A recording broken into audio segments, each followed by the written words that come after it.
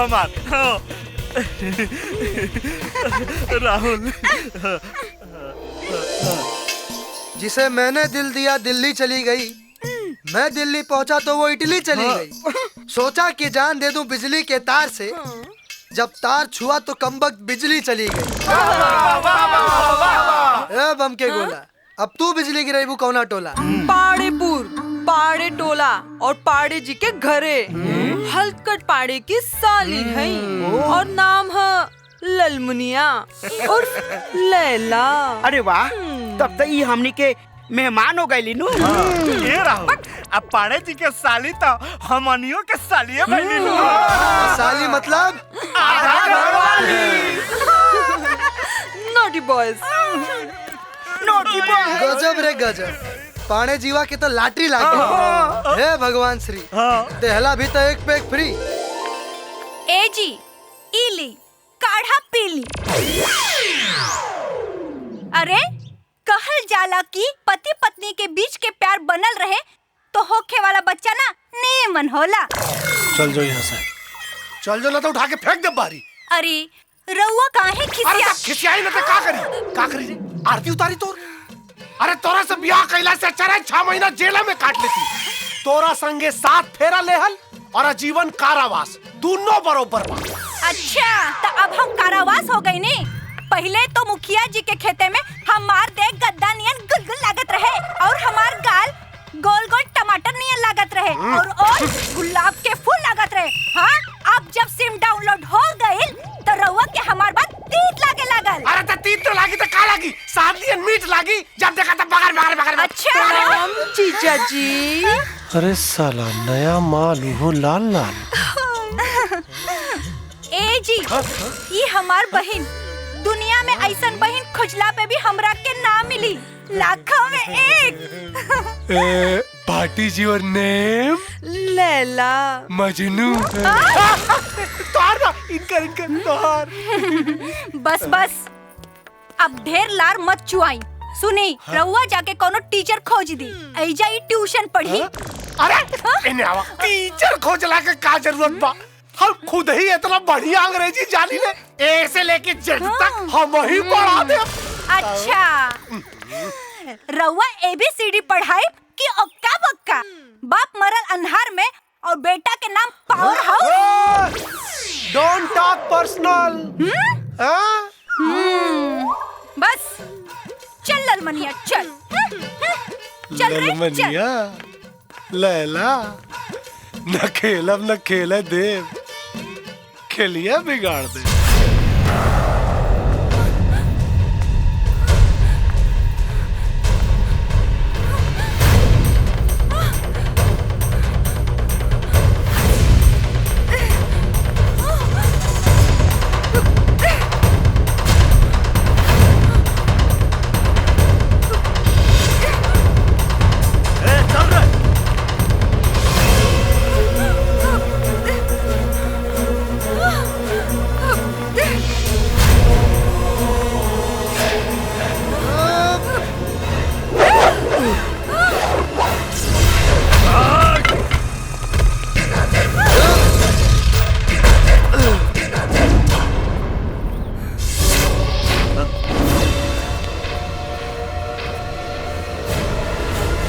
गुंडे लाख बुरा चाहे तो क्या होता है, वही होता है जो मंजूर चिंटू होता है।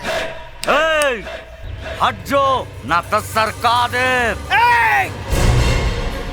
तू का सरकई बे? तू हट जो, ना तो तहार गर्दन के नल्ली सरका दी। राहुल नाम है ओकर, आ हम हई बिद्दी पहलवान। हट चुप साला। तो बहिन है का रे? बहिन तना, बाकी मेहरारू बनावे लायक जरूर बाड़ी। अब तोहनी सब सार मार साला के।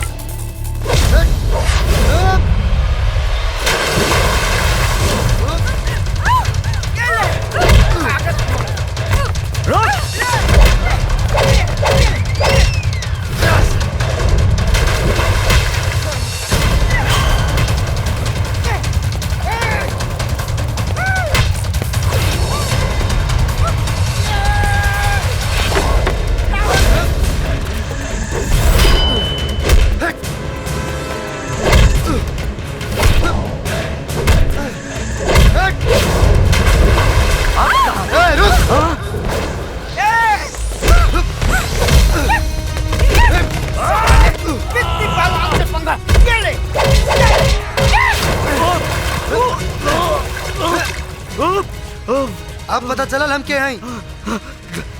जीजा जी समझदार बड़े जल्दी समझ गए। अब भाग जो जैसे दोबारा कब लौकी मत ना तो जान से मार दे। चल चल उठ भाग तेरा बहन के।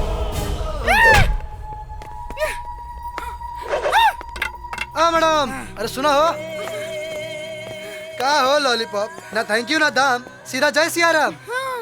ढेर देख ले बानी तोहरा जैसन सड़क छाप मजनू। लड़की पटावे के पुराना फॉर्मूला नया जमाना में मत चलावा। अरे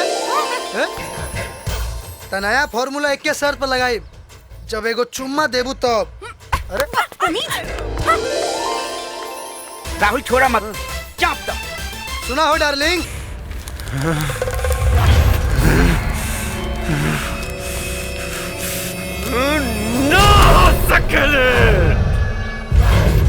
गुस्सा ना एक गो टेंडर खारिज भइल बा बाकी 3 गो तपासे हो गइल बा। अरे ललन बाबू वो कोनो नया ऑफिसर होखी यही से छोटन बाबू के मूड के बारे में मालूम ना होखी डुमक्की मार के। जब पता चली तो दौड़ल भागल इस साला। ना इतना टाइम नहीं के छोटन सिंह के लगे। एक एक सेकंड जोड़ के बाजार में बोलदारी कर करके पूरा बाजार खरीद ले बानी हम। रंजीत अगर वो अब से टेंडर पास न करे ना तो ओकरा शरीर पर ऐसन बाईपास सर्जरी कर कि पुल के ठेका सड़क के बजाय ओकरा कलेजा पे ली हम। जी भाई जी। बाबूजी बाबूजी अरे काजल बिटिया कैसन रहल तोहर कॉलेज? बहुत बढ़िया बहुत मजा आई। जाना तड़ा भैया हमार चेहरा के रौनक हमार बेटी बिया। बाकी बेटी के चेहरा के रंग कहे उड़ल बा।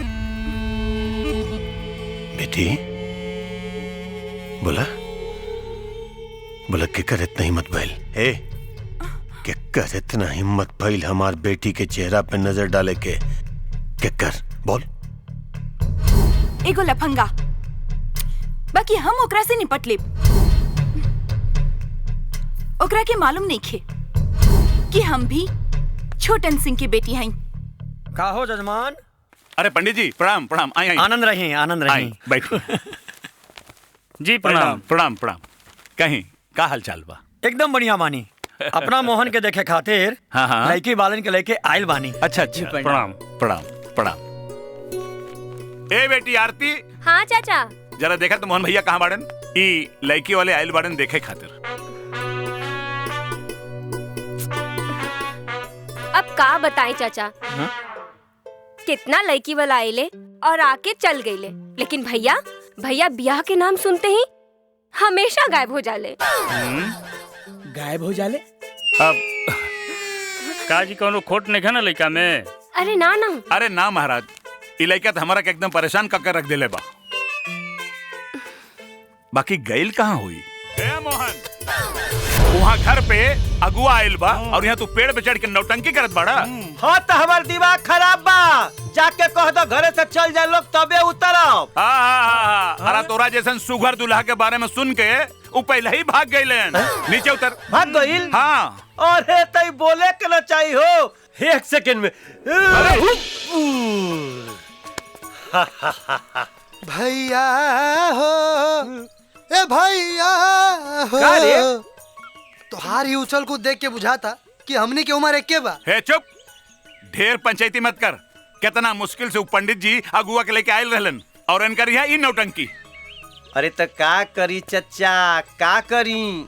आजकल नीमन लड़की कहाँ मिली असन? घर में होते चूल्हा अलग आ 10-15 दिन में चाचा के कुल्हा अलग। चचा अब तोरा से का छिपल बा? ये हमार सौतेला भाई बा मगर हमार जान बा। और आजकल ऐसा लड़की कहाँ मिली असन जवन दोनों भाई के जोड़ के रखी। ए बेटा यह जमाना में ई कैटेगरी की लड़की मिलल बहुत मुश्किल बा। ए चाचा हाँ? अरे दुनिया में कोनो काम मुश्किल नहीं हो। भैया खातिर लड़की हम खुदे खोज ले और देखे वाला कही कि देवर कैसन भौजाई खोज ले बा।